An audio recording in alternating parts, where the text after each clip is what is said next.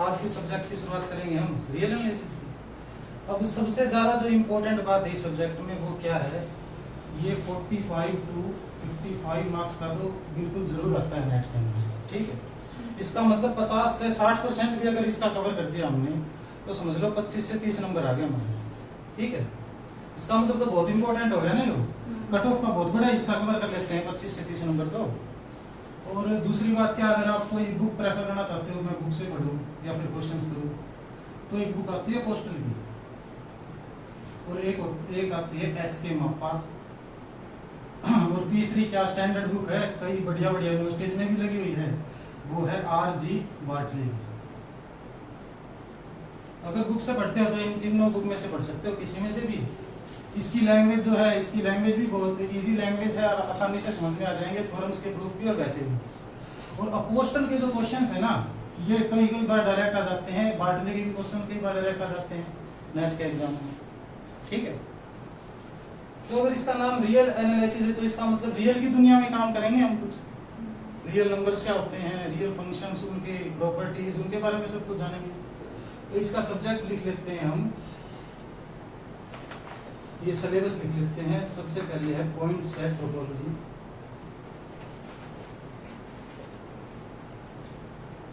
उसके बाद है element set theory, finite, infinite, countable, uncountable set कैसे होते हैं।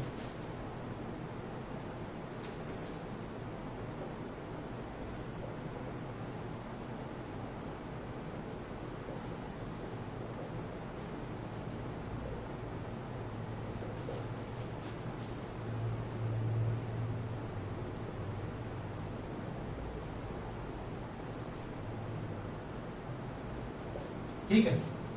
उसके बाद आ जाएगा अपना सीक्वेंस एंड सीरीज,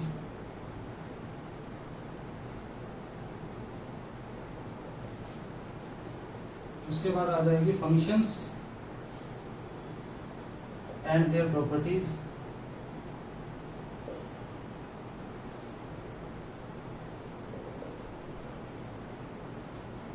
उसके बाद है अपना लिमिट,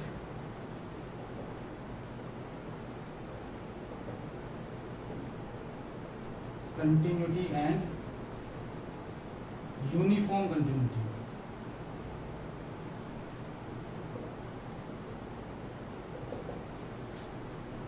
उसके बाद क्या है, कंटिन्यूटी के बाद क्या पढ़ते हैं हम, छोटी क्लास में पढ़ते हैं तो डिफरेंशिएबिलिटी पढ़ते हैं।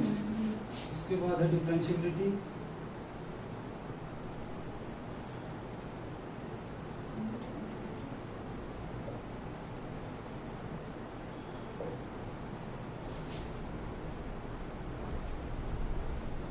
And it's applications.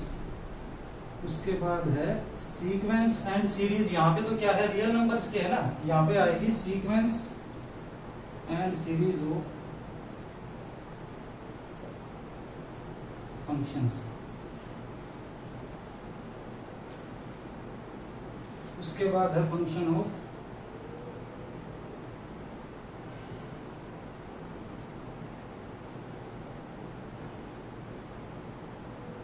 Several variable, और उसके बाद आता है हमारा रीमान इंटीग्रल और फंक्शन ऑफ बाउंडेड वेरिएशन, ठीक है। तो इन सभी के बारे में करने की कोशिश करेंगे हम, पता सब कुछ। अब इसके बाद क्या है, ये सिलेबस है, ये सिलेबस थोड़ा लेंथी भी हो सकता है, तो हम क्या करेंगे, इसको जल्दी से जल्दी कवर करने की कोशिश करेंगे अपना एग्जाम आने से पहले। तो हो सकता है जो डेफिनेशंस हैं, जो कंसेप्ट है, वो तो पूरे तरीके से बताया जाए, जितना भी जो भी होगा, जिसके बारे में जानना, जितना पता होना चाहिए क्वेश्चन अटेम्प्ट करने के लिए, या वैसे भी जो नॉलेज होनी चाहिए नॉर्मली। लेकिन जो थ्योरम्स होंगी, जो रिजल्ट होंगे, वे पूरे प्रूफ नहीं करवाए जाएंगे, जितना यूज होगा उतना करा देंगे। और या फिर जो प्रूफ, अगर कोई थ्योरम इस टाइप की होती है ना, जिसका प्रूफ एक प्रोसेस टाइप से होता है, जो क्वेश्चन में भी वो प्रोसेस करनी पड़ जाती है कभी कभी, उसका प्रूफ करवा देंगे। बाकी रिजल्ट क्या है, ये सोच के मत चलना कि सभी रिजल्ट बिल्कुल ऐसे लाइन टू लाइन प्रूफ होंगे, या फिर सभी ग्राफ कैसे बना कैसे। कुछ ग्राफ्स, कुछ रिजल्ट हो सकता है हमें याद रखने पड़े एज इट इज जैसा है, ठीक है। और ये जो अब क्या करेंगे हम, ये दो टॉपिक हम ऊपर के, इनको करने की कोशिश करेंगे सबसे पहले, ठीक है। यहां से शुरुआत करेंगे फिर आगे बढ़ेंगे अपन। अब यहां से शुरुआत करेंगे तो ये जो दो टॉपिक है, ये पॉइंट सेट टोपोलॉजी और ये एलिमेंट्री सेट थ्योरी, इसमें क्या है कुछ बेसिक हमें पहले से पता होना चाहिए। वो पता भी होगा आपको, पहले किया हुआ काम ही है, ज्यादा वो नहीं है, बेसिक ही है और रिकॉल कर लेंगे हम, ठीक है, ताकि अगर क्वेश्चन में हम आगे कहीं भी यूज करें, किसी टर्म का यूज करें तो वो फैमिलियर लगे, ज्यादा अलग से ना लगे ये बाहर से कहां से आएगा। ठीक है, ये कर लिया नोट।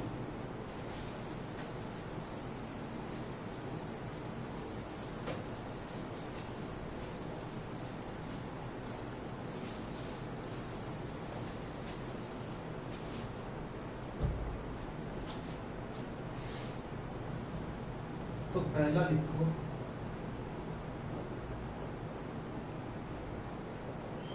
सेट। अब ये सेट तो ऐसी चीज है ना जो कभी पीछा ही नहीं छोड़ता हमारे, कोई भी सब्जेक्ट हो, डिफरेंशियल इक्वेशन से ले अप्लाइड से लेकर प्योर में हर जगह सेट आता है। लीनियर अलजेब्रा में भी set of matrices, set of this, ठीक है। ग्रुप भी एक सेट ही होता है, वो कुछ प्रॉपर्टी फॉलो कर देता है, उसको फिर ग्रुप बोल देते हैं, उसको रिंग बोल देते हैं। वेक्टर स्पेस भी एक नॉन एम्प्टी सेट होता है, ठीक है। तो सबसे पहले तो हम सेट की डेफिनेशन लिख लेते हैं। सेट क्या होता है? एक कलेक्शन होती है, ठीक। ये इसको लिखेंगे हम, set is a well defined collection of distinct objects, ठीक है। ये पढ़ी हुई है पहले भी, 12वीं का काम है ये, 11वीं 12वीं का। तो यहाँ पे क्या है, एक तो क्या दिख रहा है डेफिनेशन में, कलेक्शन है ये डिस्टिंक्ट ऑब्जेक्ट की, इसका मतलब कोई भी ऑब्जेक्ट रिपीट नहीं होगा अगर इसको लिखेंगे तो। और दूसरी बात क्या है, यहाँ दिख रहा है वेल डिफाइंड दिख रहा है ना। ये वेल डिफाइंड का मतलब है किसी भी एलिमेंट के, ऑब्जेक्ट के या फिर सेट के मेंबर का इंक्लूजन और एक्सक्लूजन, भाई उसको इंक्लूड करना है या एक्सक्लूड करना है सेट के अंदर, उसमें किसी भी प्रकार का कोई डाउट ना हो, भाई इसको तो हम इंक्लूड करेंगे और इसको एक्सक्लूड करेंगे, ये तो सेट के अंदर आएगा और ये नहीं आएगा, इसमें कोई डाउट नहीं होना चाहिए, बिल्कुल परफेक्टली पता होना चाहिए भाई ये तो आना ही चाहिए और ये नहीं आना चाहिए, ठीक है। जैसे अगर मैं बोलता हूं S is equal to set of natural numbers, तो अगर मैंने बोल दिया S is set of natural numbers, तो नेचुरल नंबर तो एक डेफिनेट है ना कि 1 से स्टार्ट होंगे, इंफिनिटी तक जाएंगे, 1 2 3 4 यही आएंगे, इसके अलावा कोई आएगा नहीं। कोई मुझसे पूछ लेगा ये 0.5 बताओ S का एलिमेंट है या नहीं है, तो हम क्या कह देंगे, ये तो एक्सक्लूड करेंगे हम सेट के अंदर से। अब 6 बोल दे, 6 सेट का एलिमेंट है या नहीं, तो क्या करेंगे हम, इंक्लूड कर देंगे, ठीक है। इसमें तो कोई आशंका नहीं है ना कि कौन एक्सक्लूड कौन इंक्लूड, ठीक है। अब अगर कोई बोल दे, अगर क्लास में खड़ा हो गया कोई बोल दे भाई ऐसे सेट है, इसके अंदर एक ही एलिमेंट है बस, और उसके अंदर क्या है, बेस्ट क्रिकेटर ऑफ इंडिया है इसके अंदर। अब इसमें क्या होगा, किसी को उठाएगा, कोई विराट कोहली बोलेगा, कोई सचिन तेंदुलकर, कोई सहवाग, कोई कुछ बोलेगा, तो कोई परफेक्ट कोई डेफिनेशन तो नहीं लगाई ना, ये तो एक सब्जेक्टिव बात होगी। जैसे ब्यूटी क्या है, सब्जेक्टिव टॉपिक है, किसी को किसी चीज में ब्यूटी दिखेगी, किसी को पेंटिंग्स अच्छी लगेंगी, किसी को कुछ, तो ये तो एक सब्जेक्टिव बात होगी, तो इसको हम सेट नहीं कह सकते, ठीक है। वहीं अगर ऐसे बोलेगा कि भी S is set which contains all Indian players of 2011 team, ठीक है, तो वो एक डेफिनेट बात हो जाएगी। 2011 में इतने बंदे भेजे थे, इतने बैट्समैन, इतने बॉलर, इतने एक्स्ट्रा में भेजे थे, तो वो सेट के अंदर आ जाएंगे, ठीक है। क्योंकि फिर तो कोई भी प्लेयर होगा तो चेक कर लेंगे हम, ये टीम में है, नहीं है तो इसको एक्सक्लूड करो, है तो इसको इंक्लूड करो, ठीक है। और उसके बाद क्या पढ़ते हैं हम सेट के बारे में। अब दो सेट्स जो होते हैं उनके ऊपर अलग अलग तरीके के ऑपरेशंस पढ़ते हैं। उसमें क्या होता है, यूनियन, इंटरसेक्शन और सिमेट्रिक डिफरेंस, इस टाइप के काम होते हैं ना। अब लिखो उनके बारे में अगर मैं लिखना चाहूंगा,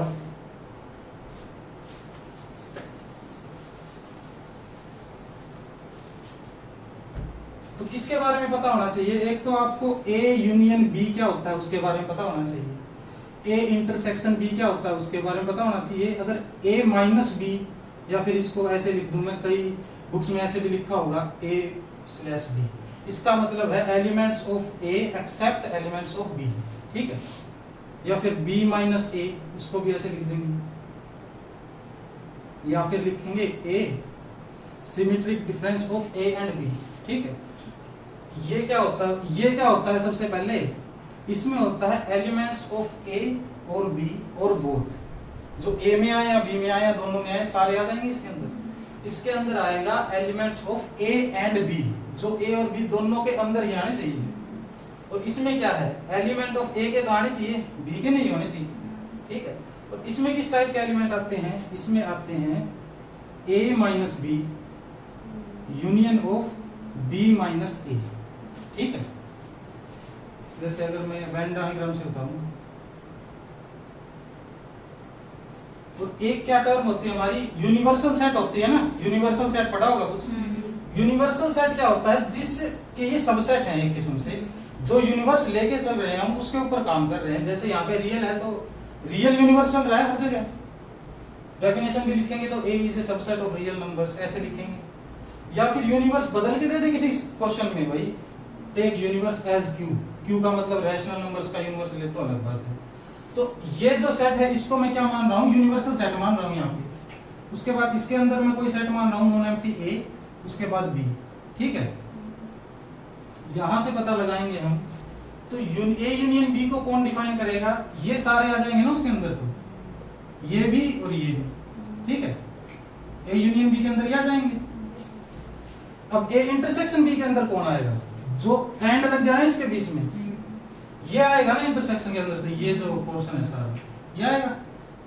और ए माइनस बी का मतलब ए का एलिमेंट तो रख लो और बी का एलिमेंट को भगा दो, तो ये आ जाएगा ना, बस ये पोर्शन आ जाएगा ए माइनस बी में। उसी तरह बी माइनस ए में भी ये पोर्शन आ जाएगा। ठीक है, छोटी क्लासेस में करते थे ना ये काम। अब ये ए सिमेट्रिक डिफरेंस विद बी है, इसको देखो ए माइनस बी। सबसे पहले तो एक काम करो, ए में से बी के एलिमेंट को हटा दो, उसके बाद क्या करो, बी में जो ए के एलिमेंट है उनको हटा दो, उनका फिर यूनियन ले लो। तो क्या आएगा, एक किस्म से क्या कर रहा हूं मैं, इसको दोनों में से इसी को घटा रहा हूं बस, है ना। ये जो बच गए इनको ले रहा हूं, इसका मतलब पूरे इसके अंदर से ये बीच वाला हटा के ये दोनों ले लिए मैंने, जो भी एलिमेंट बच गए। तो इसको मैं और क्या लिख सकता हूं भाई, इसको लिख सकता हूं मैं ए यूनियन बी, इसका इंटरसेक्शन बी, इसको माइनस कर देंगे ए इंटरसेक्शन बी, इसमें से घटा देंगे तो ये आ जाएगा सिमेट्रिक डिफरेंस हमारे पास। ये इसकी भी ये बहुत ही इंपॉर्टेंट है ये, इसका एक बार ये ग्रुप में आता है ना, तो सेट्स ऑफ ग्रुप, ये एक ग्रुप बनाते हैं सिमेट्रिक डिफरेंस, आगे उसमें मॉडर्न अलजेब्रा में दिखेगा तुमको। दो सेट इस ऑपरेशन के तहत एक ग्रुप बनाते हैं, ये लिख लिया। ठीक, और क्या बातें होती है, यूनिवर्सल सेट पता लग गया हमें। अगर कोई सेट डिफाइन करेंगे तो वो चीज तो लिखवाने की जरूरत नहीं है ना, रोस्टर फॉर्म और सेट बिल्डर फॉर्म, वो तो अंडरस्टूड है, वो तो हम देख लेंगे अब जो भी आएगा। और एक क्या होता है, कई क्वेश्चंस में लिख रखा होता है कार्डिनैलिटी ऑफ ए, ये साइन लिखा होता है, और फिर कार्डिनैलिटी ऑफ इस साइन को क्या बोलते हैं, कार्डिनैलिटी का साइन है ये। तो इससे क्या जानते हैं हम, नंबर ऑफ एलिमेंट्स। ठीक है, कार्डिनैलिटी का मतलब है नंबर ऑफ एलिमेंट्स, और ज्यादा मतलब नहीं है इसमें। एक बात क्या ध्यान रखनी है हमें, ये नई बात है जो ध्यान रखनी है, अगर ये तो पता है ना हमें कि सेट ऑफ जो नेचुरल नंबर्स है उसकी cardinality set of real number से तो छोटी होगी हमेशा, क्योंकि रियल नंबर अगर इस लाइन पे देखेंगे हम, यहाँ पे 0 ले लेते हैं, यहाँ पे इंफिनिटी, यहाँ पे माइनस इंफिनिटी, तो इससे तो छोटी होगी ना, क्योंकि ये तो 1 2 3 4 पहली बात तो ये सारे छोड़ दिए पीछे के एलिमेंट, उसके बाद जो बीच के जितने एलिमेंट थे वे छोड़ दिए। तो हम क्या करेंगे, अब अगर किसी सेट की कार्डिनैलिटी नेचुरल नंबर की कार्डिनैलिटी से कम या उसके बराबर होगी, उसको कह देंगे ये काउंटेबल है। और अगर उसकी नेचुरल नंबर से ज्यादा होगी ना कार्डिनैलिटी, उसको कह देंगे ये अनकाउंटेबल है।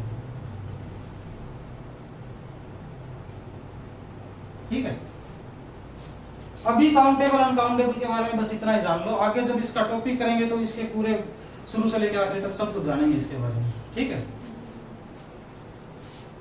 लिख लिया गया।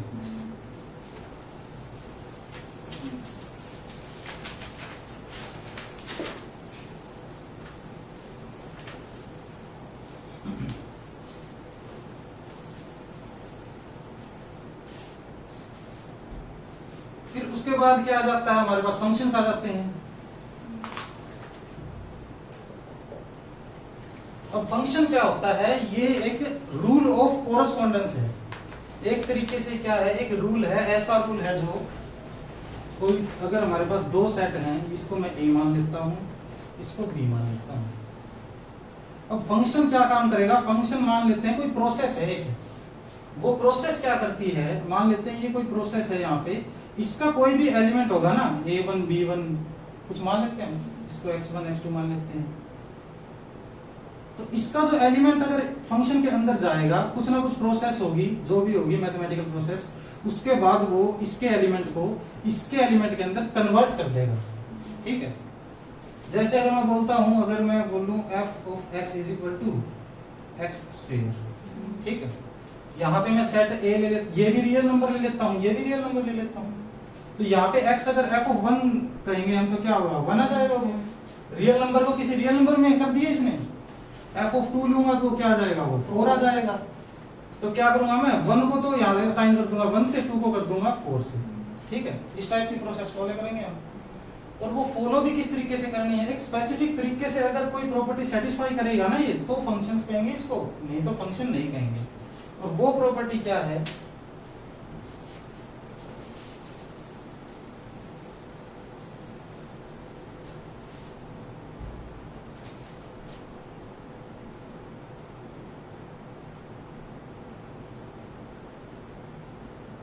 f is a function from a to b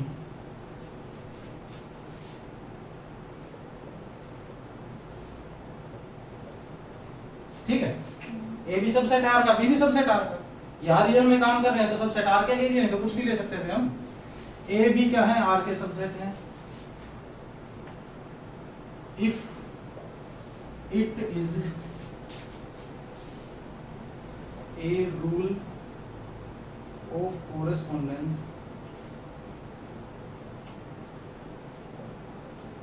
which assigns each element of A exactly one element of B। ठीक है, अब इसकी बहुत सी डेफिनेशन हो सकती है, ऐसा नहीं लाइन टू लाइन कोई डेफिनेशन मैच कर जाए, लेकिन मेन बात ये होगी कि ऐसा रूल होना चाहिए विच असाइंस ईच एलिमेंट ऑफ ए। अब ईच जो वर्ड है, इससे क्या जानते हैं हम कि कोई भी छूटना नहीं चाहिए ना हमारे पास। तो और बी, ए और बी कोई सेट है हमारे पास। ईच एलिमेंट ऑफ ए, इसका मतलब एक, इसके पास जो भी एलिमेंट है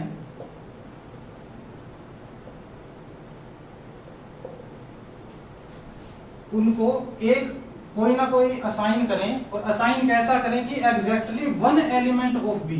मतलब A1 अगर कोई एलिमेंट है, उसके साथ सिर्फ एक ही एलिमेंट असाइन होना चाहिए, एक से ज्यादा नहीं होना चाहिए। एक से ज्यादा हो गया तो उसको हम रिलेशन बोल सकते हैं, फंक्शन नहीं बोल सकते। ठीक है, और तो क्या क्या पॉसिबिलिटी रहेगी भाई। अब इसमें क्या है, बी के बारे में तो कोई जानकारी नहीं दी ना इस डेफिनेशन में, कि बी का भी हर मेंबर होना चाहिए, नहीं होना चाहिए। इसका मतलब बी का तो कोई छोड़ भी सकते हैं हम, कोई बड़ी बात है नहीं।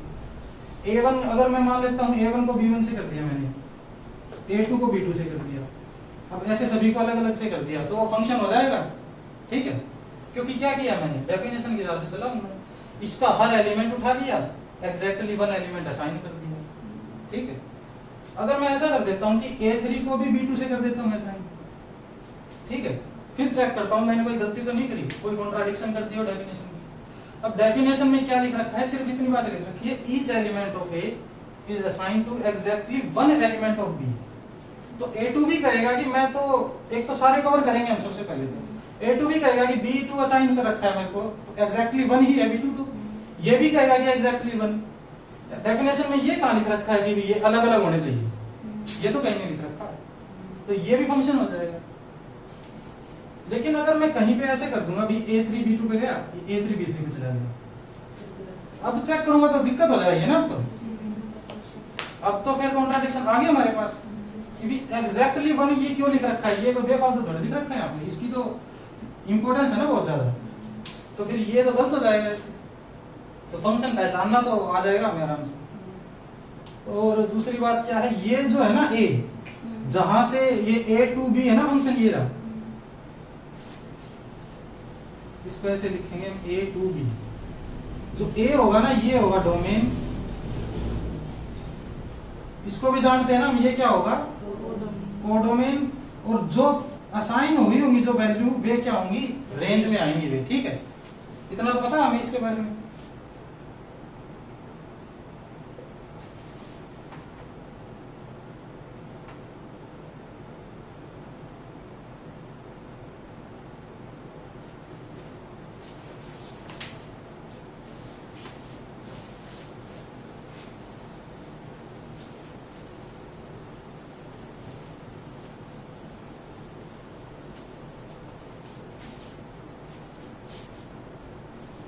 अब क्या लिखते हैं हम, मैं मान लेता हूं कि A कोई सेट है जिसकी कार्डिनैलिटी है M, ठीक है।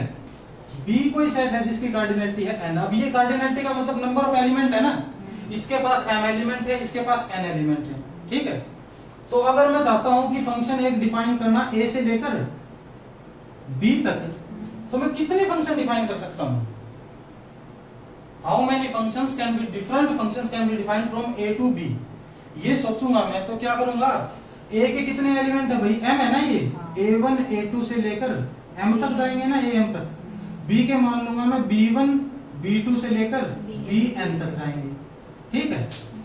अब परम्यूटेशन एंड कॉम्बिनेशन जब करते थे हम, उसमें क्या करते थे, डिफरेंट पॉसिबिलिटी निकालते थे।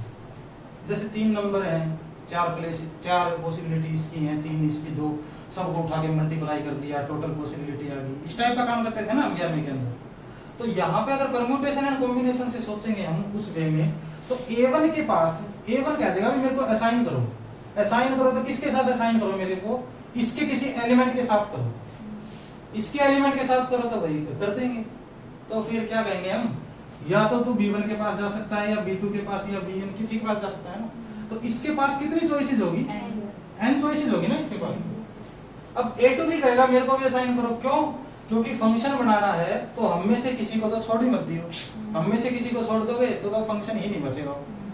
तो ठीक है, A2 को भी करेंगे। अब A2 के पास क्या चॉइस है, A2 के पास भी n ही है, B1 के पास भी तो जा सकता है। ये ऐसा तो कोई बाउंडेशन नहीं है ना, B1 के पास नहीं जा सकता। अगर ये किसी भी के पास चला गया तो A2 के पास भी n चॉइसेस, सभी के पास क्या है, n चॉइसेस आ जाएंगी। अब इनको जब मैं मल्टीप्लाई करूंगा तो कितनी बार मल्टीप्लाई करूंगा भाई, इनको m टाइम्स मल्टीप्लाई करूंगा ना। तो इसमें क्या आ जाएगा, n की पावर m नहीं होगा। अगर 3 को मैं 4 बार मल्टीप्लाई करता हूँ, 3 की पावर 4 होती है ना। इनटू तो कब होता है, जब प्लस करते हैं, जब होता है इनटू तो, ठीक है। तो number of, total number of functions कितने आ गए, n raise to the power m, ठीक है। इतना समझ आ गया। अब उसके बाद क्या करते थे हम, अभी डेफिनेशन तो होगी पूरी, फंक्शन पता लग गया हमें, टोटल नंबर ऑफ फंक्शन पता लग गया। अब क्या करेंगे, डिफरेंट टाइप ऑफ फंक्शन देखेंगे, क्या क्या हो सकता है इसके अंदर, और क्या कर सकते हैं। तो इसमें क्या करेंगे हम, इंजेक्टिव और 1-to-1 फंक्शन, ठीक है। इंजेक्टिव फंक्शन कौन सा होगा, अगर मेरे पास 2 ऐसे है f of a1। अब मैं बोलूंगा ना इसको, अगर a1 को जिससे भी असाइन कर रहा हूं, अगर b1 से कर दिया मान लो, तो f of a1 is equal to b1 हो जाएगा ना। अगर b3 से कर दिया तो f of a1 is equal to b3। इस टाइप से लिखते हैं हम इसको। अगर 2 फंक्शंस हैं, उनकी इमेज बराबर हो जाए, a1 is equal to a2 मान लेता हूं मैं, तो a1 a2 के बराबर आ जाएगा। इस बात से इनडायरेक्टली हम क्या कह रहे हैं कि कोई भी 2 अलग अलग एलिमेंट मिल ही नहीं सकते हमें जिनकी इमेज सेम आ जाएगी, ठीक है। तो यहाँ क्या बाउंडेशन लगाई है हमने, सिर्फ एक ही बाउंडेशन लगाई है कि जो एलिमेंट a1 के पास हो वो बाकी में से किसी के पास ना हो, ठीक है। जो a1 को असाइन हो वो किसी को भी असाइन ना हो। इसको एक दूसरे तरीके से भी देख सकते हैं हम कि every element of range has a unique pre image, ठीक है। अगर हर एलिमेंट की यूनिक प्री इमेज हो जाएगी तो ऑटोमेटिकली ही 1-1 हो जाएगा ना वो। तो इसको क्या करूंगा अब मैं, अब अगर 1 1 बनाना चाहूंगा मैं तो यहाँ पे तो n चॉइसेस आ गई, इसको क्या कर दिया, कोई भी असाइन कर दिया। इसके पास कितनी चॉइसेस बच गई, n-1 चॉइसेस बच गई ना इसके पास तो। और ऐसे करते करते टोटल जब सारे गायब हो गए तो n- इस टाइप की चॉइसेस बच गई ना लास्ट वाले के पास तो। ठीक है, m-1 तो असाइन हो चुके हैं और ये रहेगा बस आई वॉज सम। तो मल्टीप्लाई करेंगे तो किसको किससे मल्टीप्लाई करेंगे, इन सभी को मल्टीप्लाई करेंगे ना आपस में। ये आ जाएगा n × n-1, इस टाइप से आ जाएगा। अब ये तो कोई फॉर्मूला भी नहीं हुआ ये। अब अगर कोई ज्यादा ही दे देगा मेरे को, 50 दे दे, तो 50 तो ऐसे मल्टीप्लाई करने में बरस लग जाएंगे ना। तो हम क्या करेंगे, ये फेमिलियर सा लग रहा है हमें, क्या लग रहा है ये कोई अगर फैक्टोरियल टाइप का बना दे इसको तो काम चल जाएगा ना हमारा। अब फैक्टोरियल किस टाइप का होता है हमारे पास, फैक्टोरियल अगर होता है n फैक्टोरियल है तो उसमें किस टाइप से होता है वो, n × n-1 × n-2 जाते जाते 1 तक चला जाता है। अगर इसको मैं ऐसा बनाना चाहूंगा तो किसकी कमी लग रही है मुझे, अगर मैं इसको लिखूं कि n-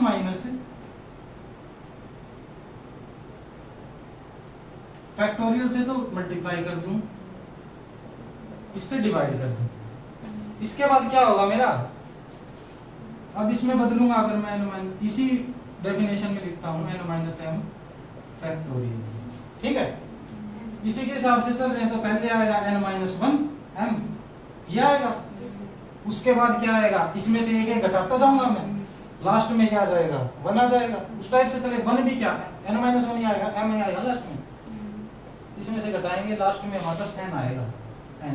ठीक है, उसके बाद और भी आगे चलता जाऊंगा। तो इसमें क्या है, ऊपर क्या दिख रहा है मुझे, एक तरीके से ऊपर तो ये n फैक्टोरियल ही दिख गया ना। ठीक है, क्योंकि अगर मैं यहाँ पे जाता हूं ये m-1 तो क्या करेगा, कोई ना कोई बीच में ही आ जाएगा ना। अगर मैं लिखता हूं यहाँ पे m-2 n-m, कोई दे दिया ना m प्लेसेस तक ले लिया, उसके बाद n-m-1 ऐसे चलता गया। ठीक है, तो n फैक्टोरियल के जैसा ही दिख रहा है ना ये तो। आई बात समझ, अगर इसको देखोगे ये सेम ही लग रहे हैं ना। ये यहाँ पे क्या किया, बस ये n-1 m फैक्टोरियल पहले लिख दिया ये। अब अगर मैं इस पूरे को अलग करके लिख देता हूं, अलग करके जैसे ये 6 फैक्टोरियल को लिखते हैं हम, ये क्या लिखते हैं 5 × 4 × ऐसे लिखते हैं ना। फिर जो बाद में हम लिखते थे ऐसे भी लिख देते थे ना इसको, 6 × 5 फैक्टोरियल ऐसे लिख देते थे ना। इसका मतलब इस पूरी इक्वेशन को तो मैं इसको गायब भी कर दूं और ये फैक्टोरियल लगा दूं तो भी सेम ही रहेगी। तो ऊपर तो इसी टाइप का कुछ काम दिख रहा है हमें। क्या करूंगा, तो मैं इसको लिख दूंगा अब n फैक्टोरियल तो ऊपर रह जाएगा और ये ऐसे का ऐसा रह जाएगा यहाँ पे। ठीक है, और ये भी हम अच्छे तरीके से जानते हैं किसका फॉर्मूला है, npm का। ठीक है, इंजेक्टिव फंक्शन की डेफिनेशन पता लग गई कैसे होते हैं, ये पता लग गया कि ये कितने होते हैं, नंबर ऑफ इंजेक्टिव फंक्शन। तो यहां लिख लो number of 1 functions from A to B। ठीक है, ये तो सबसे पहले मान रखा, हम इसी के हिसाब से काम कर रहे हैं सारा। अब इसके बाद क्या होता है, मैनी 1 फंक्शंस होते हैं। ये 1 1 है तो इसका मतलब एक ही साइन कर रखी है। मैनी 1 है इसका मतलब 1 1 था तो क्या था, 1 goes to 1। मैनी 1 है तो मैनी goes to 1। अब मैनी मतलब 2 एक को भी जा सकते हैं, 3 एक को, सारे एक को भी जा सकते हैं, कोई बड़ी बात नहीं। उसका क्या करेंगे हम, उसको कहेंगे कि भाई मैनी 1 में क्या है कि 1 1 नहीं हो सकता और कुछ भी हो सकता है। तो इसका मतलब टोटल में से 1 1 को गायब कर दूं, 1 1 को घटा दूं मैं तो मैनी 1 आ जाएंगे ना मेरे पास। तो लिख लो फिर नंबर ऑफ मैनी 1।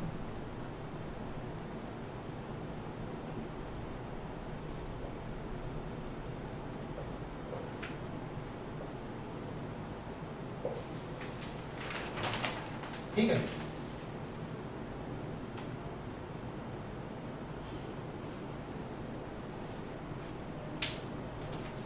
काम आने की चीज क्या है, काम आने की चीज सिर्फ इतनी है, बार बार में इतना कौन करके देखेगा? बस ये कार्डिनलिटी पता होनी चाहिए, ये फॉर्मूले लगा देंगे। उसके बाद क्या है, ये लिख लिए दोनों।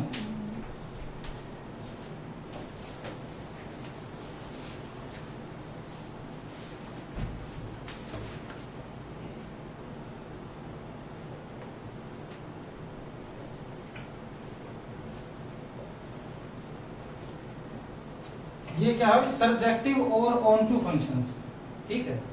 अब इसको क्या है, अगर आसान भाषा में बताएं तो इसमें क्या है, अभी तक तो ये डोमेन ही कह रहा था कि ईच एलिमेंट असाइन करो मेरा, ये कह रहा था ना। अब ऑन टू बनाने के लिए कोडोमेन भी यही बात कह देगा कि मेरा भी हर एलिमेंट प्री इमेज का हकदार है। हर एलिमेंट की अगर इसकी प्री इमेज मिल जाएगी वो ऑन टू हो जाएगा, अदरवाइज वो ऑन टू नहीं होगा, ठीक है। तो इसकी प्री इमेज मिलने के लिए क्या चाहिए मुझे, क्या नाम है, ये जो है सेट, इसका हर एलिमेंट किसी ना किसी से असाइन होना चाहिए। इसका मतलब जो हमारी डेफिनेशन है उसके अंदर अगर मैं यहां ऐसे लिख दूं, f is onto if and only if range of f is equal to codomain of f, ठीक है।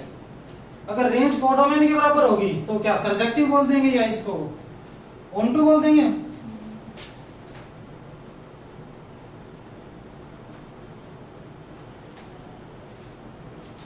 अब अगर मेरे पास एक क्वेश्चन लिखो, ए कोई सेट है,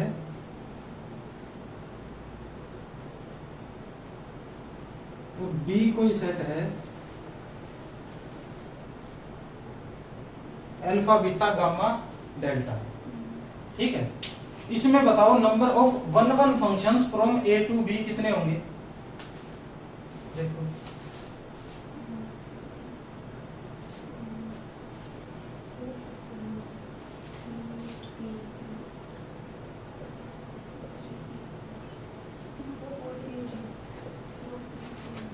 कितने होंगे, 4p3 होंगे ना। 4p3 कैसे निकालेंगे? अब तो पूरा प्रोसेस का तो कोई जरूरत ही नहीं है ना, हम डायरेक्ट क्या करेंगे, हम यहाँ से उठाएंगे 4p3 लिख देंगे। 4p3 क्या आएगा भैया, फैक्टोरियल 4 डिवाइड में 4 माइनस 3 फैक्टोरियल, वो क्या होगा 1 फैक्टोरियल, 1 फैक्टोरियल 1 हो जाएगा, इसका आंसर आ जाएगा 4 फैक्टोरियल। इसको लिखें 24 लिख देंगे, इसको लिखेंगे तो ठीक है। ऐसे निकाल दोगे वन वन फंक्शन। मैन्युअल पूछेगा तो क्या करेंगे भाई, मैन्युअल करेगा तो n raise to the power m करी थी ना हमने, तो किसकी पावर क्या करूंगा मैं, 4 की 3 करूंगा ना, 4 raise to the power 3 minus 24 कर दूंगा, मैन्युअल फंक्शंस आ जाएंगे मेरे पास, ठीक है। अब इसके बाद क्या है, number of onto functions भी होंगे ऐसे तो कुछ ना कुछ, ये लिख लिए ना सारे।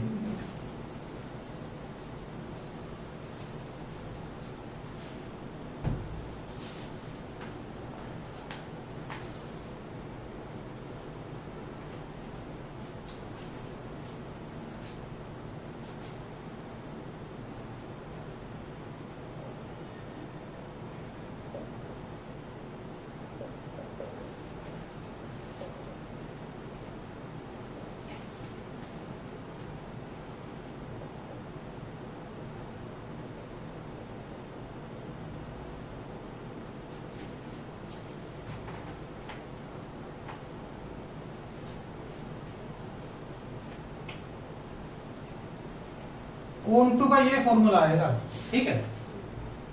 अब जितना बड़ा और कॉम्प्लेक्स ये फॉर्मूला लग रहा है उतना ही बड़ा इसका प्रूफ है, और कोई ज्यादा प्रूफ करने की जरूरत नहीं है, फॉर्मूला याद कर लेना, डायरेक्ट पुट कर देना, कोई आंसर पूछे तो।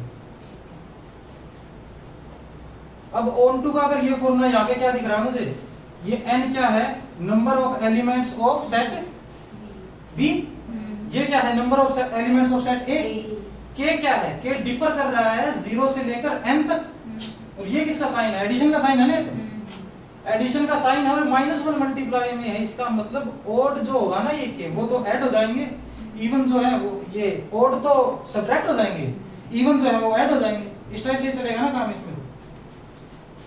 अब एक क्वेश्चन आया हुआ है पहले प्रीवियस ईयर में आया हुआ है, वो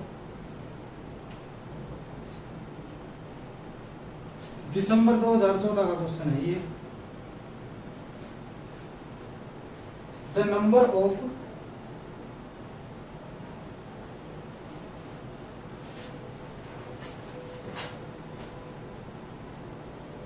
surjective maps from A to B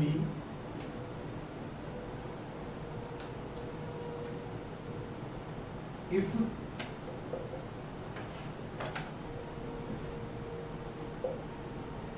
is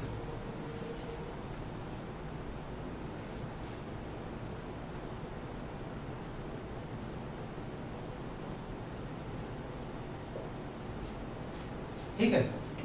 उसमें एग्जाम में ऐसे लिख रखा है number of subjective map from set of 4 elements to a set of 3 element, एक ही बात है यहाँ पे, ठीक है। अब इसका बताओ कैसे करोगे, ये डायरेक्ट फॉर्मूला लगा दोगे ना इसके अंदर, फॉर्मूला लगाओगे तो क्या लिखोगे फॉर्मूले में।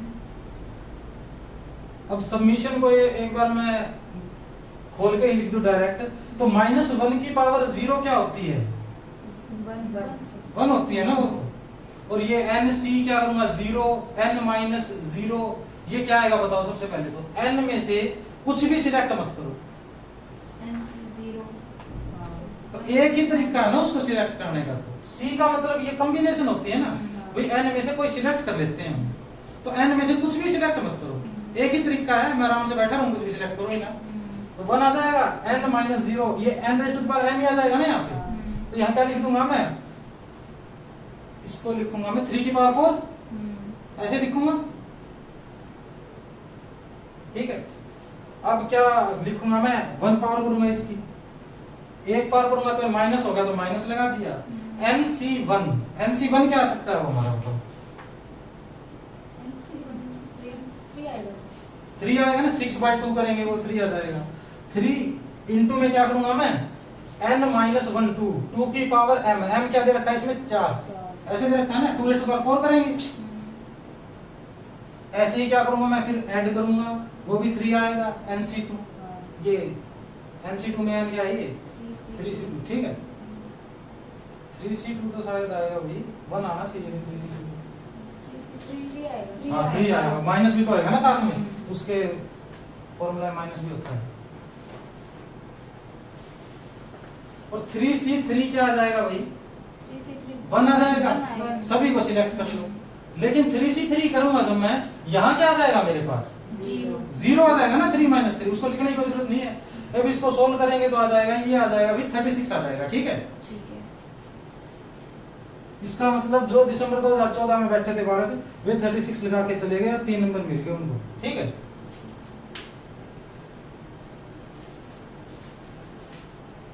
मिटा दोगे,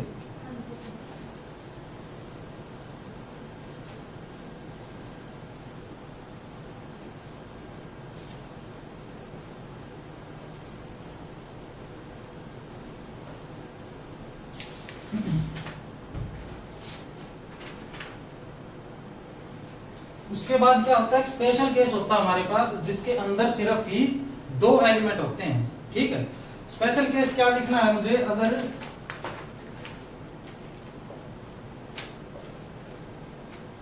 इफ कार्डिनैलिटी ऑफ A तो है n, ठीक है, और B की क्या है 2, उसके बाद number of onto functions from A to B will B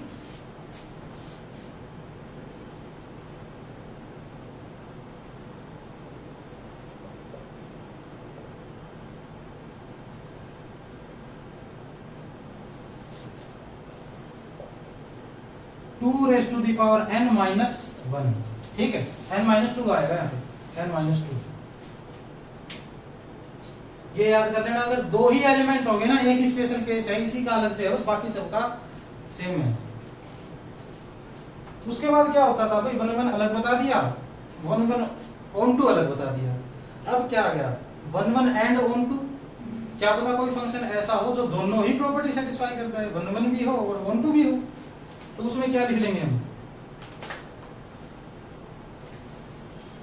1 and onto और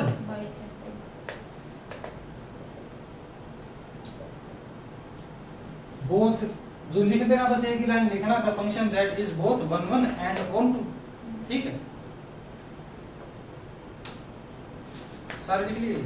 अब क्या है, ये देख लिया हमने फंक्शन क्या होता है, कौन सा 1 कब 1 होता है, कब ऑन टू होता है। अब ये जो क्या है 1 ऑन टू और बाइजेक्टिव, ये जो टाइप्स होते हैं, ये जो कार्डिनैलिटी है ना इन दोनों की, इसके अंदर भी एक रिलेशन होता है, तभी पॉसिबल होते हैं, नहीं तो पॉसिबल नहीं होते। वो क्या रिलेशन है? अगर मैं मान लेता हूं कि मेरे पास एक फंक्शन है, सेट है, उसके ये एलिमेंट है 1 2 3 4, 4 ये एलिमेंट है बस उसके अंदर। दूसरा मेरे पास ये सेट है A, दूसरा कोई सेट है B, उसके पास है A B C D E F। कितने हो गए? ये 6 हो गए ना एलिमेंट। अब मैं क्या करता हूं, कोई फंक्शन डिफाइन करना चाहता हूं यहां से A to B। अब मैं क्या चाहता हूं, मेरा क्या पर्पस है कि मैं इस फंक्शन को 1 1 बना दूं। ठीक है, अगर मैं इसको 1 1 बनाना चाहूंगा तो कैसे 1 1 बना सकता हूं भाई? इसको कोई भी रूल लगाऊंगा, एक कहीं से भी रूल को, कुछ भी हो, कुछ किसी भी तरीके से लाए हम। 1 को तो A से असाइन कर दूंगा, 2 को B से, 3 को C से, 4 को D से। बाकियों से मुझे कोई मतलब है नहीं। ठीक है, क्योंकि फंक्शन तो बढ़ चुका हमारा ये इतना ही। और 1 1 एक को सिर्फ 1 से असाइन करना, बढ़ गया ना 1 1, इजीली बना दिया। अब यहाँ पे अगर बोलोगे तो ऑन टू फंक्शन बनाओ। ऑन टू फंक्शन बनाने के लिए मेरे को क्या करना पड़ेगा, किसी ना किसी, ये सारे होने चाहिए ना, सारे होने चाहिए। अब एक इसके पास चला गया, चलो ठीक है, ये तो हमने फॉलो कर लिया। अब क्या करें हम? 3 को किसके पास और भेज सकते हैं? 3 को तो सिर्फ क्या कर सकते हैं, एग्जैक्टली 1 एलिमेंट से असाइन कर सकते हैं ना यहाँ पे। अब मैं कोई भी रूल ले आऊं, किसी टाइप से ले आऊं, पॉसिबिलिटी ही नहीं है ना ऑन टू बनने की। तो आई बात समझ? तो 1 1 के लिए क्या पता चल गया हमें,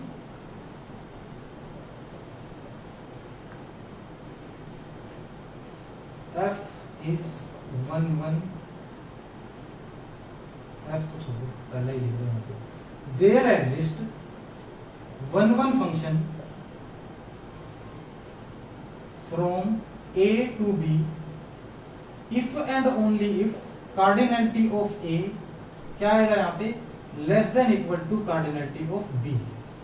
ठीक है, क्योंकि ये कार्डिनलिटी अगर 4 है यहाँ पे, अगर 4 ही आ जाते तो भी क्या दिक्कत थी, ये तो हो गए ना। 3 आ जाते तो बताओ क्या दिक्कत थी? 3 आने के बाद कोई दिक्कत नहीं है, अगर इसमें 3 दे देता हूं मैं। अब बताओ 1 1 कैसे करोगे? दिक्कत हो जाएगी ना, 3 आने में तो दिक्कत ही हो जाएगी। जब भी तो ये लेस देन लगाया ना मैंने, लेस देन लगाने का क्या मतलब है, 3 आएंगे तो प्रॉपर दिक्कत है ना इसके। मेरे पास क्या चाह रहा है, इसको एग्जैक्टली 1 से करूं तो ये आ गया। अब इसको क्या करना पड़ेगा, इसको तो बांटना ही पड़ेगा ना कोई इनमें से। ठीक है, इसका मतलब क्या है, या तो ये ज्यादा होने चाहिए ताकि किसी को हम छोड़ सकें, या ये बराबर होने चाहिए कि भी सबके बाटे एक एक आ जाए। ठीक है, इसका मतलब ये 1 1 फंक्शन एग्जिस्ट कब करेगा, if and only if cardinality of A is less than equal to cardinality of B। ठीक है, और अगर मेरे को ये भी दे रखा है तो भी कह दूंगा एक ना एक तो 1 1 एग्जिस्ट करेगा, क्योंकि पॉसिबिलिटी है ना उसकी। तो अब दूसरी बात क्या है, अब मान लेता हूं मैं यहाँ पे है B ही है, मान लो यहाँ पे 3 है। अब क्या कह रहा हूं मैं कि अब इस ये दे दिया ना हमको, मान लेते हैं ये दे रखा है, इसकी कार्डिनलिटी 3 है, इसकी 4 है। अब ऑन टू बताओ इसमें एग्जिस्ट करेगा या नहीं करेगा? ऑन टू के लिए क्या करूंगा मैं, सबसे पहले फंक्शन बनाऊंगा तो इसको किसी एक से असाइन कर दूंगा, इसको 1 से, इसको 1 से। अगर सभी कवर करने हैं तो ऐसा ही चलना पड़ेगा। ठीक है, अब ये बच गया तो ये तो दिक्कत कर देगा ना ऑन टू में। इसके अलावा क्या पॉसिबिलिटी थी, 3 को मैं C पे ना भेजकर D पे भेज दूं तो C बच गया। और क्या पॉसिबिलिटी है, ना C पे भेजूं ना D पे, A पर भेज दूं, फंक्शन तो फिर भी बनेगा ये, फिर तो C और D दोनों रहेगी। तो किसी भी पॉसिबिलिटी के तहत अगर ये छोटा है तो ऑन टू बनाने का तो सवाल ही पैदा नहीं होता ना। तो यहाँ पे क्या लिख दूंगा मैं, there exist onto function from A to B if and only if cardinality of A greater than equal to cardinality of B। ठीक है,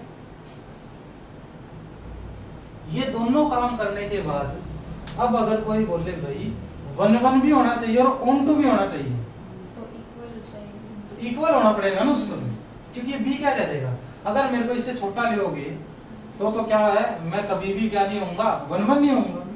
मेरे को इससे बड़ा ले लोगे, छोटा लेने पर क्या है ये ऑन टू तो हो जाए, हाँ छोटा लेने पर ऑन टू हो जाएगा, 1 1 नहीं होगा। ठीक है, और ये क्या कह देगा, अगर मेरे को बड़ा लोगे तो मैं 1 1 नहीं होऊंगा, तो कोई ना कोई ऐसा एलिमेंट होगा जिसको किसी दूसरे के पास ही जाना पड़ेगा। ठीक है, तो तीसरा लिख लो, देयर एग्जिस्ट बाइजेक्टिव फंक्शन, लिख लो बाइजेक्टिव मैप, लिख लो कुछ भी लिख लो उसको अपने अंडरस्टैंडिंग के हिसाब से। Bijective map from A to B if and only if cardinality of A is equal to cardinality of B. ठीक है, इसका मतलब यहां से क्या पता चला मुझे, अगर ये बराबर है, ठीक है, तो फंक्शन क्या है, 1 1 ऑन टू होगा ना, या तो ये होगा 1 1 एंड ऑन टू, या फिर ये नाइदर 1 1 नॉर ऑन टू होगा ये। ठीक है, ये मैं क्यों कह रहा हूं, अगर मेरे पास अगर छोटा ही एग्जांपल ले, हम इसका ही ले लें, 3 एलिमेंट्स का ही।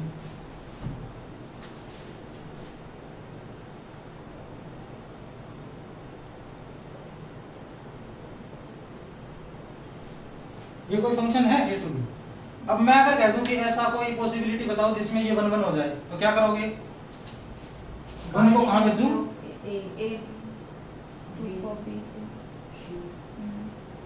वन वन हो गया ये, ऑटोमेटिकली क्या हो गया ये, ऑन टू हो गया, हो गया ना।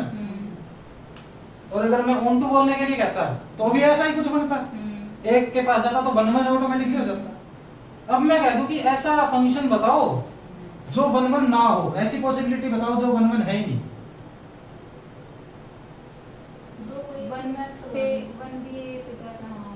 ये 1 1 नहीं है ना, अब ये ऑन टू है, ऑन टू कहां से, सी का कोई है नहीं है, ऑन टू कहां से, रेंज ऑफ एफ है, कार्डिनैलिटी इसकी 2 है, कार्डिनैलिटी कोडोमेन की कितनी 3 है, ये तो अलग अलग है ना। आई बात समझ में, तो इसका मतलब क्या है, होना पड़ेगा तो दोनों, नहीं तो एक भी नहीं होगा ये, कितना ही बड़ा आ जाए और ये पॉसिबिलिटी सेम रहेगी। तो इसमें क्या लिख देंगे हम, या तो ये बाइजेक्टिव है, अगर ये होगा ना तो आइदर तो बाइजेक्टिव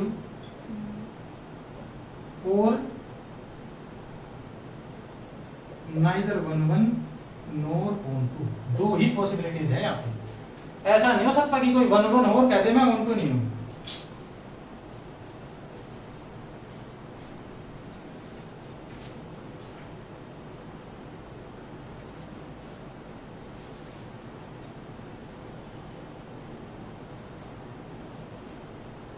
हो गया,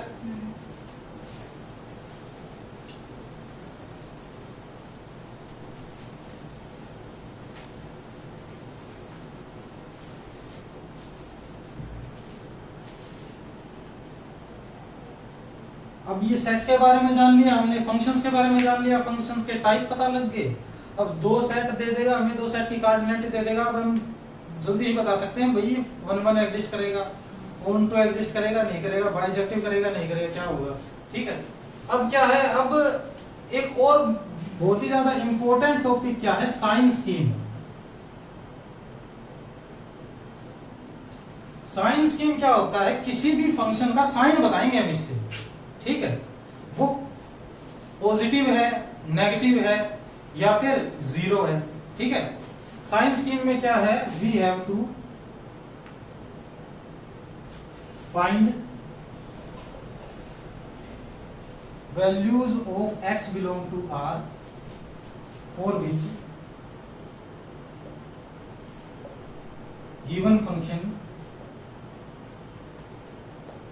fx is either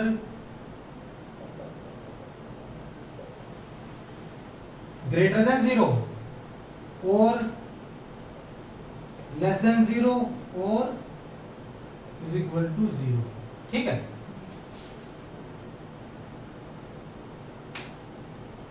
ऐसी वैल्यूज ढूंढेंगे x की जिसके लिए फंक्शन ग्रेटर देन 0 कब होगा, लेस देन 0 कब होगा, इज इक्वल टू 0 कब होगा। अब ये इंपॉर्टेंट क्यों है, क्योंकि हर जगह काम आती है। अगर सुप्रीमम इन्फीमम निकालना हो हमें तो भी काम आती है। रिसेंटली भी क्वेश्चन आया हुआ है, इसका सुप्रीमम निकालना था और ये साइंस स्कीम की मदद से निकाल दिया हमने। और क्या होता है, जब डिफरेंशिएबिलिटी करते हैं तो ऐसे होता है ना कुछ, F dash x greater than 0 जब होता है तो क्या होता है वो लोकल मैक्सिमम। लोकल मैक्सिमा नहीं, स्ट्रिक्टली इंक्रीजिंग होता है ना वो।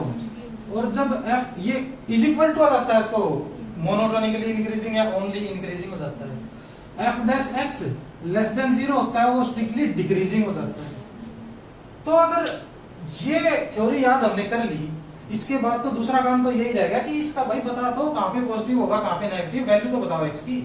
तो इसलिए ये साइंस की वाला जो है ये काम का हो जाता है बहुत ज्यादा। अब देखो इसको कैसे पता लगाएंगे हम, ये छोटी क्लासेस में करते हैं हम, शायद 11th 12th में। साइन कैसे पता लगाते हैं हम? अब रियल नंबर अगर रियल लाइन पे बात हो रही है तो उसके लिए तो ज्यादा मुश्किल वाली बात है नहीं हमारे लिए। जैसे अगर कोई मेरे को फंक्शन दे देता है x minus 3 into x minus 2 into x minus 1, इस टाइप का दे दिया कोई। अब अगर मेरे से कोई पूछ ले कब पॉजिटिव है कब नेगेटिव है कब जीरो है, बताओ। जीरो का तो हम क्या कहेंगे, मिलते ही बता देंगे ना। जीरो का तो क्या कहेंगे, जीरो इसको भाई इक्वल टू जीरो पुट करो और बताओ फिर। अब ये कहाँ जीरो होगा भाई, 3 2 और 1 पे जीरो होगा ना बस ये, क्योंकि तीन ये प्रोडक्ट में है क्वांटिटीज, तीनों क्वांटिटीज का प्रोडक्ट जीरो आ रहा है। इसका मतलब या तो ये जीरो है या ये जीरो है या ये जीरो है। तो क्या करूंगा मैं, अब ये अगर मैं जीरो मानता हूं, यहां है 1, यहां है 2, यहां है 3। अब ये इतना पता लग गया हमें, यहाँ पे भी जीरो है, ये इसके ऊपर जीरो है, इसके ऊपर जीरो है और इसके ऊपर जीरो है। अब साइन स्कीम के लिए क्या है, इज इक्वल टू जीरो का तो काम हो गया खत्म। लेस देन जीरो पूछेगा, लेस देन जीरो पूछेगा तो क्या कहेंगे हम, सबसे पहले तो इसमें क्या है, अगर इन सभी को मल्टीप्लाई करूंगा मैं तो एक्स क्यूब आएगा मेरे पास, एक्स क्यूब आएगा ना। और पॉलिनोमियल में क्या होता है, वो एक्स क्यूब एक्स की पावर एन जो सबसे बड़ी डिग्री वो डोमिनेट कर देती है पूरे पॉलिनोमियल को, ठीक है। जैसे अगर यहाँ पे कोई एक्स क्यूब आएगा ना, वो पूरे ही पॉलिनोमियल को डोमिनेट कर देगा, क्योंकि जो पावर वाला जो फंक्शन होता है वो तेजी से बढ़ता है, वो डोमिनेटिंग होता है उसके मुकाबले। अगर मैं एक्स स्क्वायर लिखता हूँ कहीं और 2x लिखता हूँ तो 2x जिस तेजी से बढ़ेगा ना, जैसे 2x है, नेचुरल नंबर्स का एग्जांपल ले लेता हूँ मैं। 2x को लेना एक बार, ये x की वैल्यू क्या लूंगा, 1 लूंगा 2 लूंगा तो 4, 3 लूंगा तो 6, इंक्रीजिंग है, बढ़ता रहेगा ना। x स्क्वायर लूंगा मैं तो क्या होगा, ये 1 की तो बना जाएगी, 2 की क्या आएगी भाई 3 की क्या आएगी 9, ऐसे चलता रहेगा ना काम। तो ये तो डोमिनेट कर जाएगा ना इसको। आगे जाके एक तो कुछ ऐसा आएगा कि ये बहुत ज्यादा ही हो जाएगा, कैसा भी क्यों 16 पे भी ये 256 होगा और ये 32 ही रह जाएगा, ठीक है। तो ये बात ध्यान रखनी है हमें, पॉलिनोमियल में जो मैक्सिमम डिग्री वाला होगा ये हमेशा ही डोमिनेट कर देगा। अब ये डोमिनेट करेगा नहीं करेगा इसका मतलब क्या था ना, इसका क्यों बारे इसके बारे में बात हो रही है, इसके बारे में इसकी बात हो रही है, क्योंकि जब ग्राफ बनेगा तो इनका तो पता लग गया, चलो ये पॉइंट है जीरो वाला। अब ये वहां से आएगा ना कुछ ग्राफ तो इनफाइनाइट तरीके से आएगा कहीं से। अब माइनस इन्फिनिटी पे जब जा रहा है ये आर्बिट्रेरी स्मॉल हो रहा है तो इसकी क्या वैल्यू आ रही है एक्स क्यूब की। अगर मैं एक्स की जगह माइनस इन्फिनिटी पुट कर देता हूँ तो क्या वैल्यू आएगी इसकी, माइनस इन्फिनिटी ही तो आएगी ना, क्योंकि ओड पावर नेगेटिव वैल्यूज ही देती है। इसका मतलब ये फंक्शन यहां से आएगा कहीं, माइनस इन्फिनिटी मान लिया ना तो नीचे से ही आएगा कहीं से। और दूसरी बात क्या है, अब देखो इसके अंदर क्या वैल्यूज पुट करता हूं मैं, मेरे पास पूरी वैल्यू यहाँ पे मौजूद है, ठीक है। अगर मैं विजुअलाइज करूं तो पूरी वैल्यू सारी वैल्यू मौजूद है मेरे पास यहाँ पे रियल नंबर की। जीरो के इस साइड की भी मौजूद है, पॉजिटिव है, इस साइड की नेगेटिव है, इनफाइनाइट तक जा रही है, ठीक है। मतलब मेरे को किससे है, एफ एक्स से है। एफ एक्स पॉजिटिव को होता है नेगेटिव को होता है, उससे मतलब है ना। मैं कोई भी वैल्यू उठा लेता हूँ, सबसे पहले तो 1 उठाता हूँ, 1 पे 0, 2 पे 0, 3 पे 0, और किसी पे 0 होगा ये नहीं होगा ना, ठीक है। अब मैं वैल्यू उठाता हूँ 1 से इस साइड वाली, ठीक है। एक भी आर्बिट्रेरी वैल्यू भी उठा लूंगा ना इसकी, वो क्या करेगी, इसके अंदर पुट करूंगा, साइन क्या आएगा भाई इसका नेगेटिव, इसका साइन क्या आएगा नेगेटिव, इसका साइन क्या आएगा नेगेटिव, नेगेटिव नेगेटिव नेगेटिव क्या बनाएंगे ये नेगेटिव। इसका मतलब पूरे पे ही क्या है ये नेगेटिव है, ठीक है।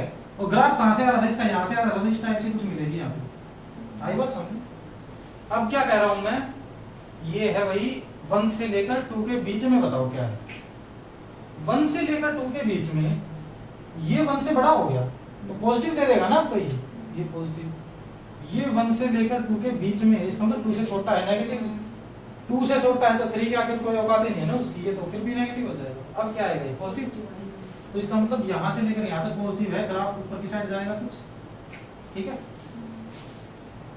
ये यहाँ लिख देता हूँ। अब क्या करूंगा मैं 2 से लेकर 3 पे चेक करूंगा, ऐसा कुछ करूंगा, 2 से लेकर 3 पे चेक करूंगा तो भाई ये 1 से बड़ा पॉजिटिव, ये 2 से बड़ा पॉजिटिव, ये नेगेटिव, तो नेगेटिव हो जाएगा ना, तो ग्राफ कहाँ जाएगा, दोबारा नीचे चला जाएगा, नीचे जाके 0 पे तो आना ही पड़ेगा उसको, क्योंकि 0 तो दे रखी है वैल्यू। अब 3 से बड़े तो ये तो पॉजिटिव देंगे, इसको भी पॉजिटिव ही देंगे ना। अब क्या जाएगा, ग्राफ ऐसे हो जाएगा, ऐसे इस तरह, ठीक है। अब ये ऊपर जा रहा है ग्राफ वहां पे, इसका मतलब अगर यहाँ पे बाई एक्सिस कोई होता मेरे पास और कोई वैल्यू ऊपर जा रही है तो मतलब वो इंफिनिटी की तरफ जा रही है ना, जिस तरीके से यहाँ पे बाई एक्सिस नीचे माइनस इंफिनिटी की तरफ जा रही थी, तो ये डोमिनेटिंग है, दोबारा आ गई इसके पास में। तो तू बता कहाँ जा रही है इसकी आर्बिट्रेरी लार्ज पे, तो तू ही बताएगा। ये कह देगा मेरे ऊपर अगर अंदर इंफिनिटी रखोगे, मैं इंफिनिटी को इंफिनिटी ही बनाऊंगा, उसका साइन चेंज करने का तो कोई मतलब ही नहीं होता, ये आर्बिट्रेरी लार्ज ऊपर की तरफ चला जाएगा। अपना काम तो यहीं तक ही फिनिश हो गया ना बस, ठीक है। अब अगर मैं लिखना चाहूं तो क्या लिखूंगा मैं, ये सारा लिख लिया ना। अब अगर मैं लिखना चाहूंगा तो मैं लिख सकता हूं यहाँ पे कि f of x less than 0 implies, ठीक है। एक ही बात है, F X less than 0 implies बोलो या values if and only if है, वैसे तो ये if and only if he लिख लो यहाँ पे, इफ एंड ओनली इफ, ये इफ एंड ओनली इफ का साइन है, ये होगा तो ये होगा, ये होगा तो ये। F X less than 0 if and only if x belongs to minus infinity to 1, ठीक है। माइनस इंफिनिटी से लेकर सारी वैल्यूज 1 तक खत्म होगी ना बस, 1 को भी इंक्लूड नहीं करूंगा मैं क्योंकि ये 0 है 1 पे तो। और क्या है भाई, ये यूनियन लेना पड़ेगा मेरे को, क्योंकि और भी तो वैल्यूज हैं जहाँ पे ये नेगेटिव है। यूनियन लूंगा मैं, और क्या लूंगा 2 से लेकर 3 तक, 1 से लेकर 2 वाली में तो ये पॉजिटिव है ना, अच्छा लेस देन, ठीक है। अब क्या कह दूंगा मैं, अगर x की वैल्यूज ये लोगे फंक्शन नेगेटिव आएगा, या फिर फंक्शन नेगेटिव लोगे तो वैल्यू यहीं से ही है, इनसे बात नहीं है। अब साइन स्कीम से देखो, सिर्फ इससे ही बता दिया ना हमने लाइन पे, आर्बिट्रेरी लार्ज स्मॉल। अब कोई डाउट ही नहीं ना कहाँ पे ग्रेटर देन, कहाँ पे लेस देन, कहाँ पे 0 है, इसीलिए तो काम की चीज है ये। F X greater than 0 if and only if x belong to. अब ग्रेटर देन 0 कब होगा भाई, ये बताओ। Open interval 1 to 2 union 3 to infinity, ना 3 इंक्लूड करेंगे, ना 2 इंक्लूड करेंगे, ना 1 इंक्लूड करेंगे। और इज इक्वल टू 0 कब होगा भाई, if and only if x belongs to एक सेट है जहाँ पे 1 2 और 3 तीन ही एलिमेंट्स हैं, इनके अलावा कोई मौजूद नहीं है, ठीक है। साइंस स्कीम के बारे में चल गया पता।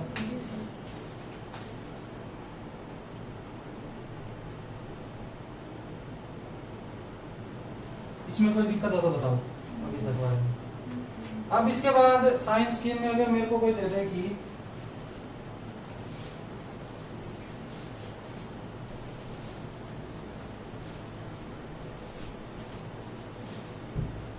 इसका स्क्वायर दे दे, ठीक है, उसके बाद मैं चेक करने बैठूंगा तो सबसे पहले क्या करूंगा, इसको तो कह दूंगा तू स्क्वायर है किसी रियल नंबर का, तू तो नेगेटिव हो ही नहीं सकता, इसको हमेशा ही पॉजिटिव लेके चलूंगा। 0 तो 1 पे हो जाएगा ये, नो डाउट डेफिनेटली 0 होगा, लेकिन नेगेटिव पॉजिटिव का इसके ऊपर कोई इफेक्ट नहीं पड़ेगा। उसके बाद सिर्फ इन दोनों का चेक कर लूंगा, ठीक है। बस ऐसे अगर कोई फंक्शन दे रखा होगा मेरे को x माइनस 23 मान लेते हैं, पावर ले लेते हैं इसकी k, ठीक है। k अगर इवन होगी तो इसको चेक करने का कोई मतलब ही नहीं बैठता ना। ओड होगी फिर चेक कर लेंगे ये नेगेटिव कब हो रहा है, बस इतना ही चेक करेंगे ये नेगेटिव कब है, फंक्शन उस टाइम नेगेटिव हो जाएगा, ठीक है।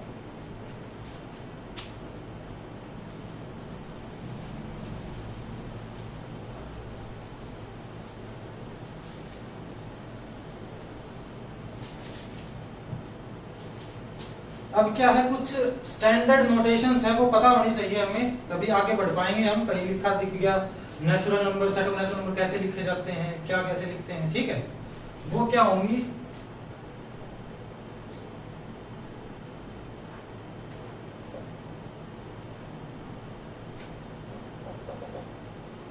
सबसे पहले तो ये क्या होता है भाई, सेट ऑफ नेचुरल नंबर होता है ना ये तो ये क्या होता है, सेट ऑफ इंटीजर्स। अगर मैं ऐसे लिख देता हूं, इसका मतलब है n यूनियन 0।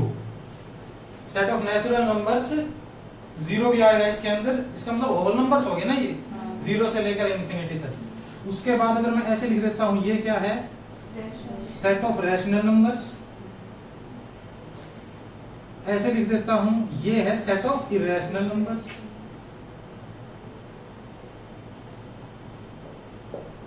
ये क्या है, सेट ऑफ रियल नंबर है ना, और ये क्या है, सेट ऑफ कॉम्प्लेक्स नंबर। उसके बाद अगर कहीं पे लिख रखा है जो प्लस इंफिनिटी या माइनस इंफिनिटी, तो इसका मतलब क्या होता है, आर्बिट्रेरी लार्ज, ठीक है।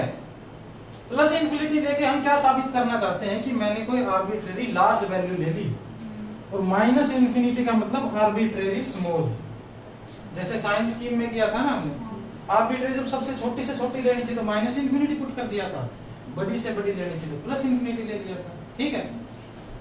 और क्या है, ये आर्बिट्रेरी ऐसे लिखा होगा, इसका मतलब है आर्बिट्रेरी, इसकी कोई भी वैल्यू हो सकती है, कांस्टेंट नहीं है। उसके बाद क्या है, ये किसका साइन है, देयर एग्जिस्ट का। ये किसका साइन है भाई, देयर एग्जिस्ट यूनिकली का, ठीक है। इसका मतलब एग्जिस्ट तो करेगा लेकिन यूनिकली करेगा, कोई चीज एग्जिस्ट करेगी यूनिकली करेगी।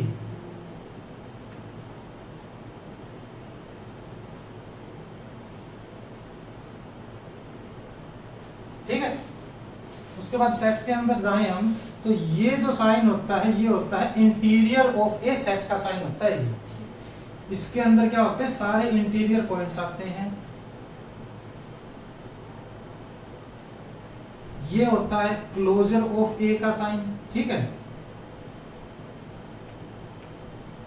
ये होता है डेराइव्ड सेट, इनके बारे में भी बात करेंगे, इनकी डेफिनेशन लिखवाएंगे पूरी, जो पॉइंट सेट टोपोलॉजी करेंगे। ये होता है बाउंड्री ऑफ ए,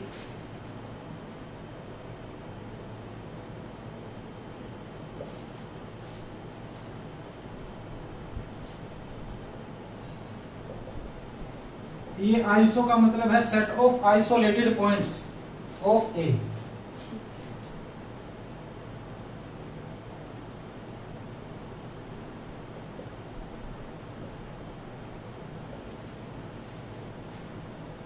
और ये देखा कहीं पे लिखा हुआ, ये देखा होगा, अगर देखा होगा तो ऐसा लिखा होगा ना कुछ। ये क्या होता है भाई, continuous function a ये set of continuous functions in the interval a to b। जो भी continuous functions a to b के इस इंटरवल के अंदर कंटीन्यूअस होंगे वो इसके अंदर आ जाएंगे। तो x क्या ले रखा, कोई इंटरवल मान लो, कुछ भी मान लो, set of continuous functions in x, ठीक है। Cn(x) का मतलब क्या है, n टाइम्स डिफरेंशिएबल फंक्शंस होते हैं ना, जो उनको ऐसे लिख देंगे। और आगे क्या लिखूंगा, b of x, ये क्या हो जाएगा, बाउंडेड फंक्शंस ऑन x, ठीक है।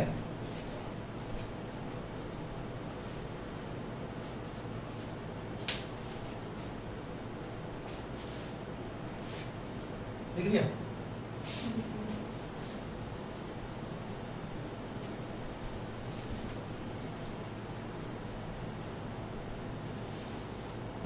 उसके बाद क्या लिखा दिख सकता है मुझे, स्क्वायर मीन लिखा दिख सकता है भाई, ये square mean of this number, square mean of sequence, कुछ भी। स्क्वायर मीन का क्या फॉर्मूला होगा, सबका स्क्वायर कर दो बटे में n पूरे का रूट, ठीक है। मीन निकालते थे तो हम कैसे निकालते थे, a1 प्लस a2, ये sum of observations by number of observation, इस टाइप से करते थे ना। वो तो नॉर्मल सी चीज है, वो लिखवाने की तो कोई जरूरत है नहीं। एक होता है जियोमेट्रिकल मीन, ठीक है। वो कैसे निकालते थे भाई जियोमेट्रिकल मीन, ये ऐसे निकालते थे ना कुछ, इसको एक और बोलते हैं शब्द मीन प्रोपोर्शन बोलते हैं ना इसको। इसको कैसे निकालते हैं, a1 into a2 into an की पावर 1/n। ठीक है, उसके बाद है हार्मोनिक मीन। ये जियोमेट्रिक मीन पूरा लिख लेना, ये मैं तो छोटा लिख रहा हूँ, क्या बाद में जानना रहे। ये है हार्मोनिक मीन।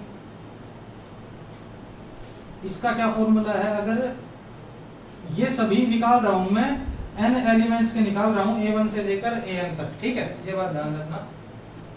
हार्मोनिक मीन आएगा भाई n bye 1/a1 plus 1/a2 plus 1/an। ठीक है, उसके बाद अगर मुझे दो कोई मेरे पास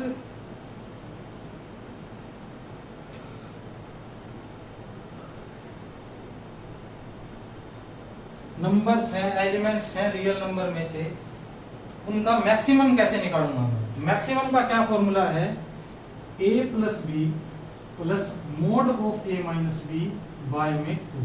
ठीक है,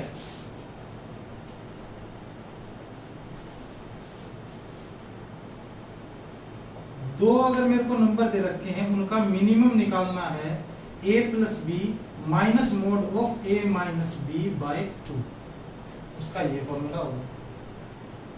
ठीक है, अब ये अगर मैं चेक करना चाहूं तो क्या ले लूं एग्जांपल, 3 और 4 का ले लूं एग्जांपल। 3 और 4 में से कौन मैक्सिमम है भाई, 4 बड़ा है।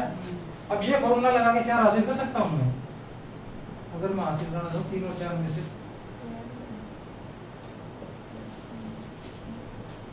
क्या है मेरे पास, और ही आ गया ना।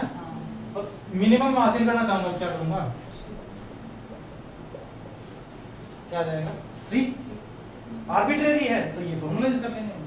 ठीक है,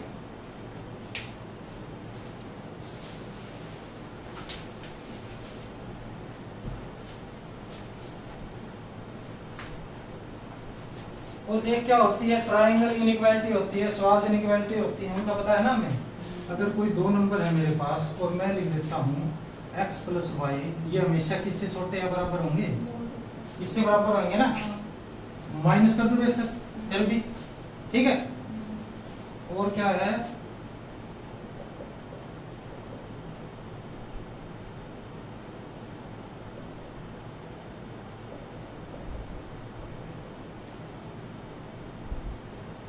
ठीक है।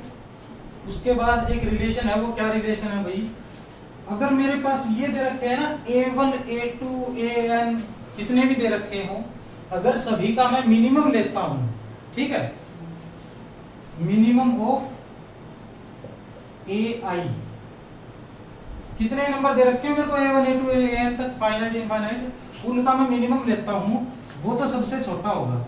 इससे बड़ा कौन होगा भाई, उन सभी का हार्मोनिक मीन। इससे बड़ा या बराबर होगा जियोमेट्रिक मीन। इससे बड़ा या बराबर होगा अरिथमेटिक मीन। ठीक है, ये रिलेशन तो सबसे काम का रिलेशन है, gm is less than equal to am। ठीक है, ये हम करेंगे जब सीक्वेंस एंड सीरीज करेंगे तो मोनोटोनिक होती है या नहीं सीक्वेंस, ये चेक करने के लिए भी करेंगे।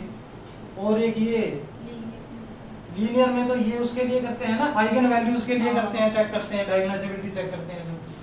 और सबसे बड़ा कौन सा होगा, मैक्सिमम ऑफ दीज नंबर्स, ये सबसे बड़ा होगा। ठीक है, ये रिलेशन ध्यान में रखो।